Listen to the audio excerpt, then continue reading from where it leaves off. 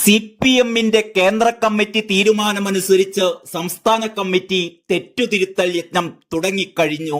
SFI-ക്കാരാണ് മാതൃകാപരമായ രീതിയിൽ തെറ്റുതിരുത്തൽ യജ്ഞത്തിന് തുടക്കം കുറിച്ചിരിക്കുന്നത്.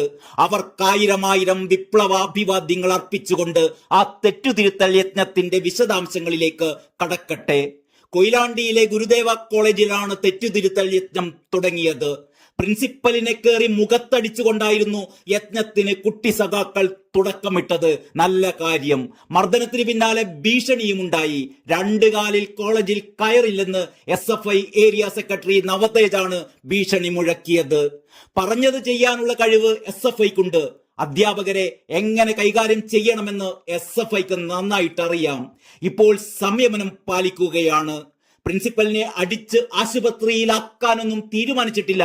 അങ്ങനെ ഒരു തീരുമാനം എടുത്തിരുന്നുവെങ്കിൽ അത് ചെയ്തേനെയെന്നും നവതേജ് വ്യക്തമാക്കി. പൂക്കോട്ട് വെറ്റിനറി കോളേജിൽ സിദ്ധാർത്ഥൻ എന്ന പാവം വിദ്യാർത്ഥിയെ കൊലക്ക് കൊടുത്തതുപോലുള്ള അതിഭീകര പ്രവർത്തനം എന്തായാലും ഈ പ്രിൻസിപ്പലിന് നേരെ അവർ ചെയ്യില്ല. അതാണ് പറഞ്ഞത്. കുട്ടികൾ തെറ്റുതിരുത്തൽ തുടങ്ങിക്കഴിഞ്ഞു. ഇനി തീവ്രത കുറഞ്ഞ ചെകിട്ടത്തടിയും കാൽത്തല്ലി ഒടിക്കലും മാത്രം. മൂത്ത സഖാക്കൾ ഇവരെ കണ്ട് പഠിക്കണം. ഈ അച്ചടക്ക തെറ്റുതിരുത്തൽ വിപ്ലവബോധം. കൊയിലാണ്ടി ഗുരുദേവ കോളേജിൽ ബിരുദ ക്ലാസുകളിലേക്കുള്ള അഡ്മിഷൻ നടന്നുകൊണ്ടിരിക്കെയാണ് കഴിഞ്ഞ ദിവസം സംഘർഷമുണ്ടായത്. ഡിഗ്രി പ്രവേശനവുമായി ബന്ധപ്പെട്ട് ഹെൽപ്പ് ഡെസ്ക് ഇടുന്നതിലെ തർക്കമായിരുന്നു സംഘർഷത്തിൽ കലാശിച്ചതത്രേ.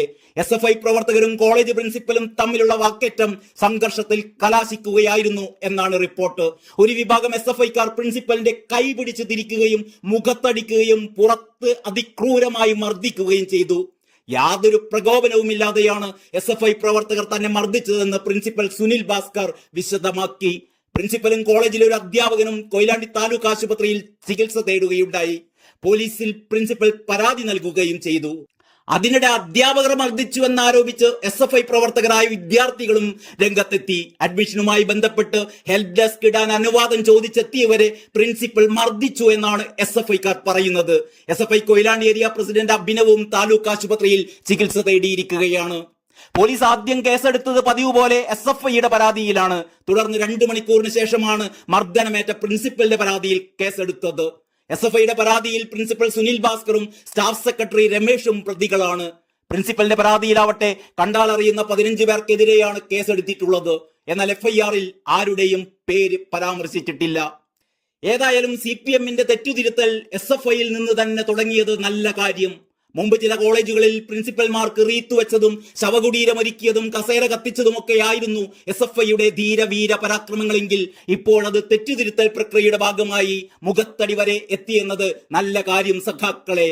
പൂക്കോട്ട് വെറ്റിനറി കോളേജിൽ ഒരു പാവം വിദ്യാർത്ഥിയെ കൊലക്ക് കൊടുത്തതിന്റെ ചോരക്കറമായാത്ത SFI സഖാക്കളാണ് തങ്ങളുടെ പോരാട്ട വീര്യം പ്രിൻസിപ്പലിന് നേർക്കും പ്രയോഗിച്ചിരിക്കുന്നത്.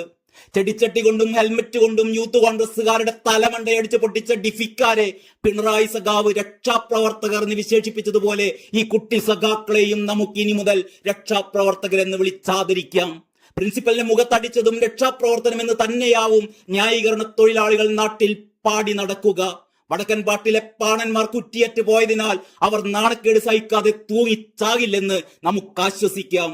ഗോവിന്ദൻ മാഷിനും തെറ്റുതിരുത്തൽ ടീമുകൾക്കും നല്ല നമസ്കാരം. പ്രിൻസിപ്പലിന്റെ കാല് രണ്ടും തല്ലിയൊടിക്കാൻ കുട്ടി സഖാക്കൾ ഇനിയും താമസിക്കരുത്. കാരണം തെറ്റുതിരുത്തൽ അതിവേഗം തന്നെ വേണമല്ലോ.